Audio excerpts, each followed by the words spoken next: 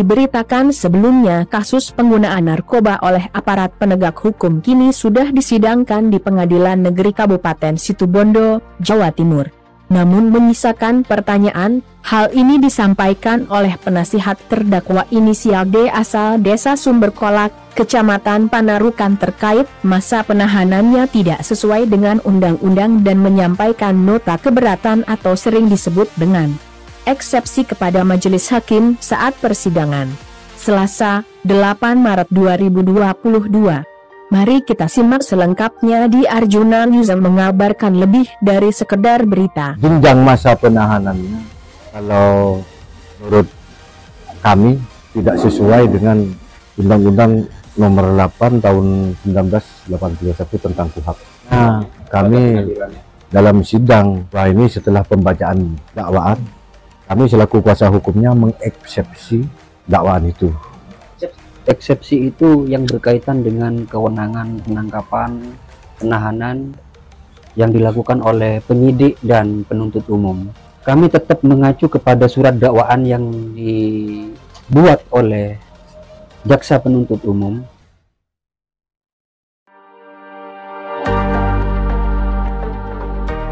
Qadir Jailani selaku kuasa hukumnya Trias Dodi Rianto bin Muhammad Yamin.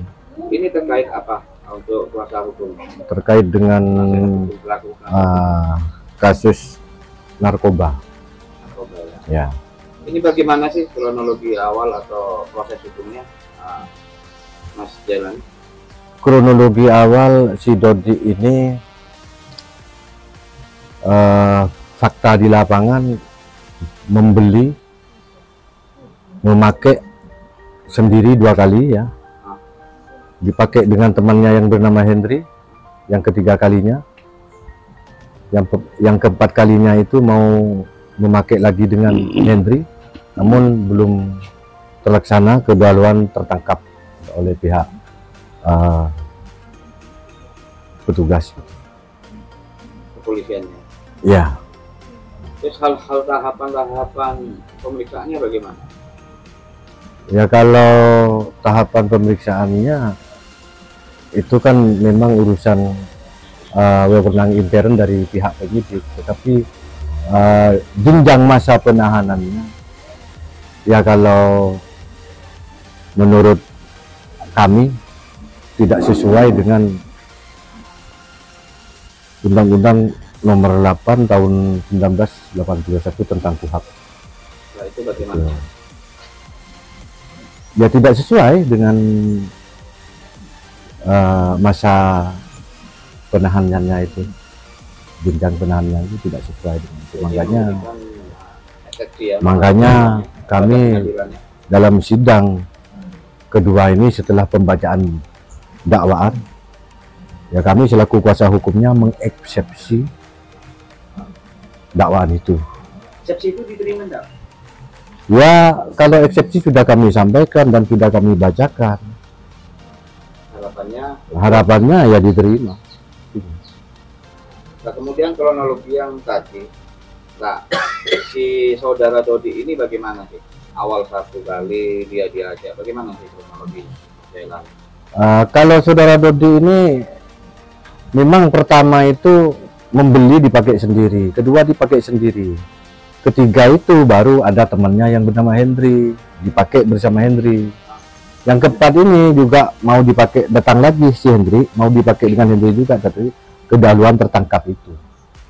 Seperti itu. Jadi tertangkap itu ya? Ya, tertangkap itu. Nah, kemudian akhirnya tertangkap itu dengan BB senilai? Ya, kalau BB-nya menurut keterangan Dodi yang diterangkan kepada penyidik itu 0,35 gram. 0,3, dan itu juga sesuai ya barang bukti di penyidik juga ya, tidak digelar mungkin gitu. Iya, mestinya sudah sinkron dengan penyidik. Di salinan BAP itu tertulis memang 0,35 gram. Jadi bagaimana menurut Samdan sebagai pandangan hukum? Ya kalau apa pemakai sungguh atau pengguna apapun pengedar. Kalau kita menghubungkan dengan BB yang ada ya, barang bukti yang ada, 0,35 itu bagi seorang pengedar itu memang terlalu sedikit. Artinya masuk kategori? Saya tidak mengatakan kategori, hanya terlalu sedikit kalau 0,35 itu. Seorang pengedar tidak pantaslah membawa barang hanya 0,35 itu. Dan juga kronologi ketika itu dia memakai bersama. Kronologinya kan seperti yang apa saya katakan tadi. Mau dipakai bersama Hendy tetapi belum sempat dipakai sudah tertangkap, kan seperti itu.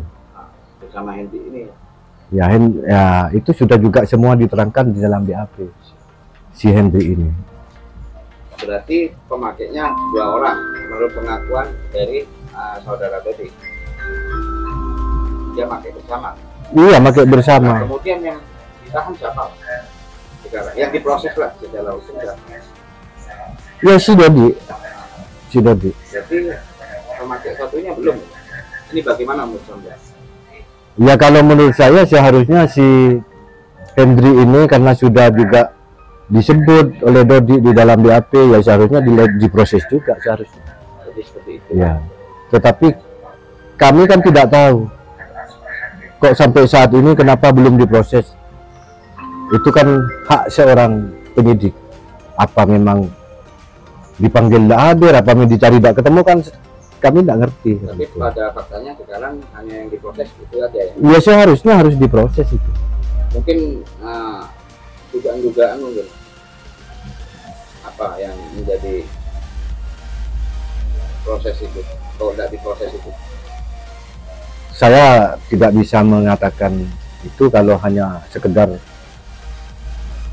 perkiraan, karena tidak boleh kalau hanya memperkirakan itu begini, tidak boleh diterangkan kalau perkiraan.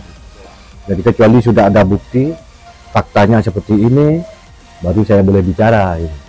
Tapi kami kan masih belum memiliki, kenapa kok tidak berproses, belum memiliki bukti-bukti dan alasan yang kuat gitu. Nah, kemudian yang di sebelah masih apa? Sofyan. Terkait yang eksepsi ya Mas ya. Ini bagaimana Mas? Eksepsi itu yang berkaitan dengan kewenangan penangkapan, penahanan yang dilakukan oleh penyidik dan penuntut umum. Kami tetap mengacu kepada surat dakwaan yang dibuat oleh jaksa penuntut umum, di mana jaksa penuntut umum itu di dalam surat dakwaannya nomor perkaranya itu PDM min 10 garing situp garing INZ titik 2 garing 02 garing 2022 maaf. Itu telah disebutkan di surat dakwaannya tersebut tahapan-tahapan penangkapan sampai penahanan. Disebutkan yang pertama ditangkap itu si Dodi, si terdakwa tersebut itu tanggal 18 Oktober tahun 2021 sampai dengan 19 Oktober 2021. Setelah itu keesokan harinya tanggal 19 itu ditahan oleh penyidik tanggal 19 Oktober 2021 sampai dengan 7 November 2021 oleh penyidik ditahan itu selama 20 hari. Itu berdasarkan ketentuan pasal 24 Undang-Undang Nomor 8 Tahun 81 tentang KUHP masalah penahanan, diatur dalam pasal 24. Setelah itu diperpanjang oleh penuntut umum pada tanggal 18 Novembernya tahun 2021 sampai 17 Desember 2021, diperpanjang selama 40 hari. Perpanjangan itu dikeluarkan oleh Ketua Pengadilan Negeri Situbondo.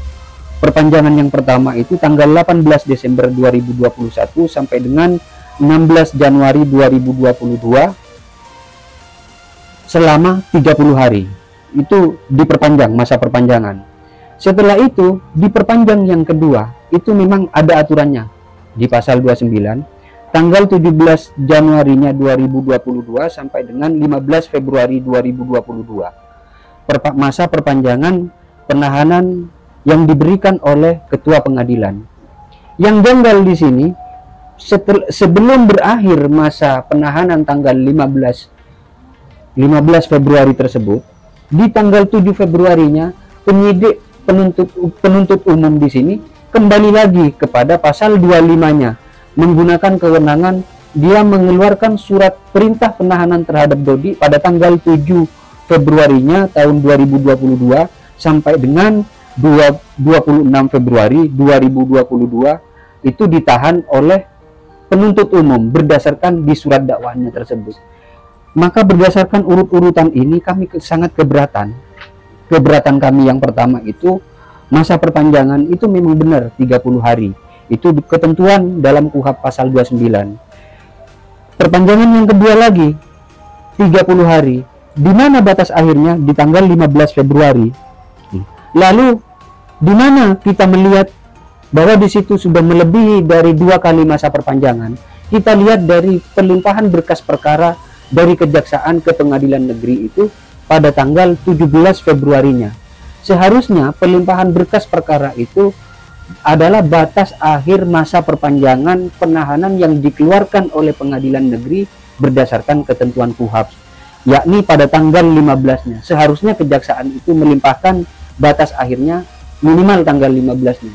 Ini tanggal 17-nya baru dikeluarkan. Jadi ada jeda 2 hari gitu ya. Jadi sudah melewati batas waktu perpanjangan penahanan selama 2 hari.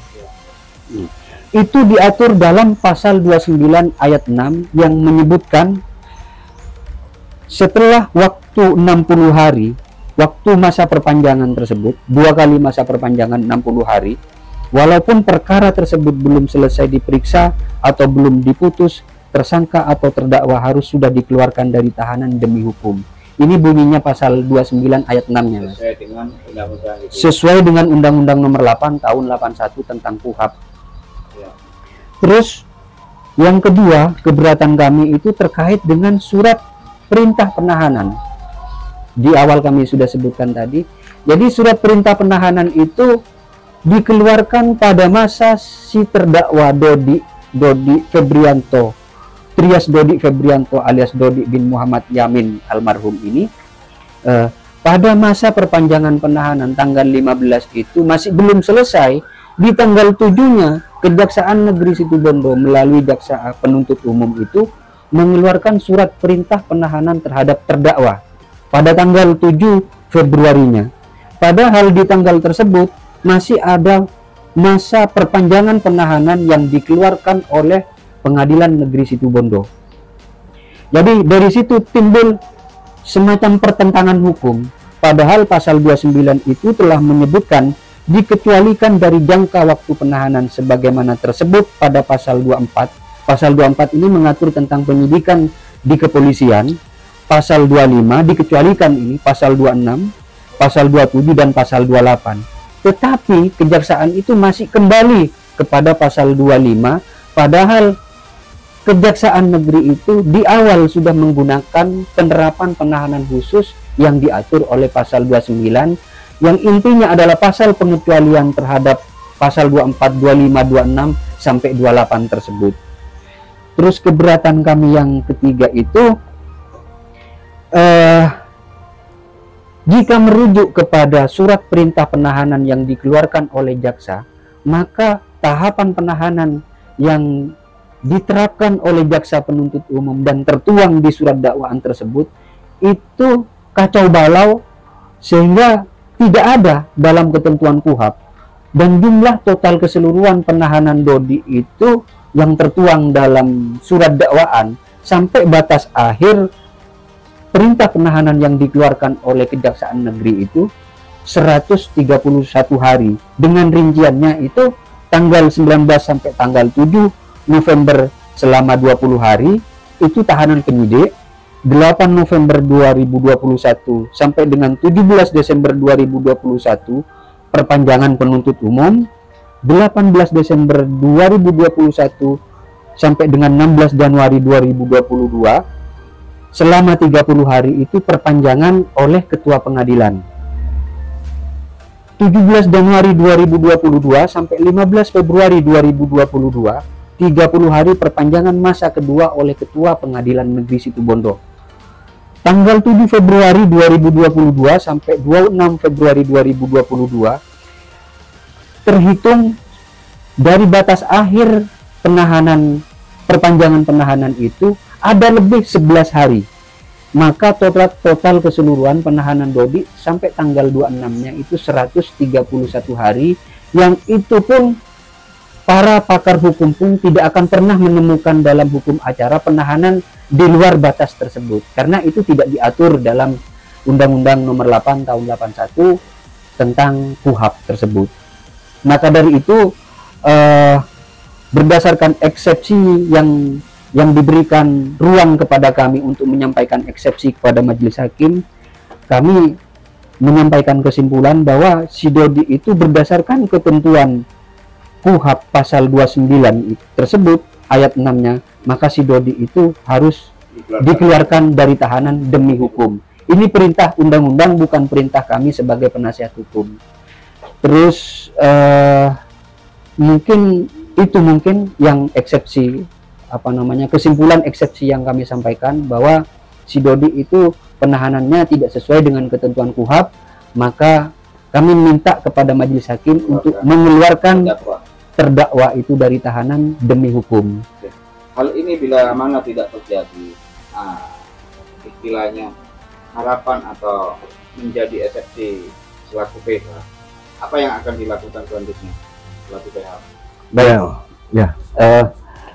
Itu kembali kepada ketentuan KUHAP lagi.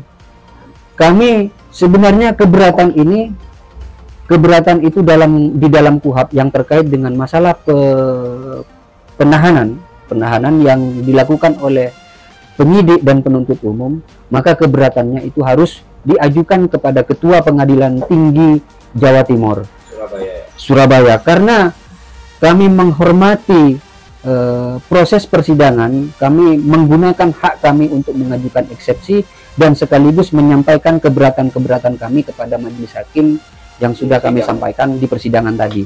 Bila mana hal ini tidak menjadi sebuah bahan pertimbangan, maka kami akan mengajukan surat keberatan kepada Ketua Pengadilan Tinggi terkait dengan proses penahanan terdakwa si Dodi tersebut. Mungkin bukan cuma menyampaikan di Kejati, mungkin apa langkah-langkah di luar itu, mungkin pra-peradilan mungkin lagi? Sudah barang tentu ketika nanti tidak ada pertimbangan dari persidangan ini, dari majelis hakim, dari Pengadilan Negeri Situbondo, sudah saya sampaikan bahwa kami berdua akan menyampaikan surat keberatan kepada Ketua Pengadilan Tinggi Jawa Timur. Bila mana hasilnya masih belum memuaskan, tetapi saya yakin ketika kita berpatokan kepada proses hukum, saya yakin Pengadilan Negeri Situbondo akan mengabulkan permohonan kami, karena itu sudah diatur dalam ketentuan KUHAP. Saya tidak berbicara masalah pidana materialnya. Walaupun ini dikeluarkan dari tahanan berdasarkan KUHAP, maka perkara tersebut masih tetap berjalan bila mana penyidik itu masih berkenan untuk melanjutkan perkara tersebut. Saya yakin dan saya menghormati persidangan ini.